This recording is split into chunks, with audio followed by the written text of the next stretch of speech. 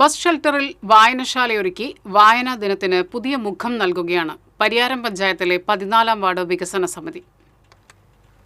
അതിരപ്പിള്ളി റോഡിലെ വേളൂക്കരയിൽ പുസ്തകങ്ങൾക്ക് കൂടി ഇരിപ്പിട സൗകര്യമുണ്ടാക്കിയ ബസ് ഷെൽട്ടർ നിർമ്മാണത്തിന് 2.5 ലക്ഷം രൂപ ചെലവ് വന്നു. പറുദീസ റിട്ടയർമെന്റ് ലിവിംഗ് ഹോംസ് എന്ന സ്ഥാപനമാണ് ഇതിനുള്ള തുക നൽകിയത്. പഞ്ചായത്ത് അംഗം VM ടെൻസന്റെ ആശയം വാർഡ് വികസന സമിതി പ്രാവർത്തികമാക്കുകയായിരുന്നു. ബസ് കാത്തിരിപ്പ് കേന്ദ്രത്തിന്റെ പിൻഭാഗത്ത് പുസ്തകങ്ങൾ വയ്ക്കുവാൻ പുതിയൊരു ഷെൽഫ് നിർമ്മിച്ചു.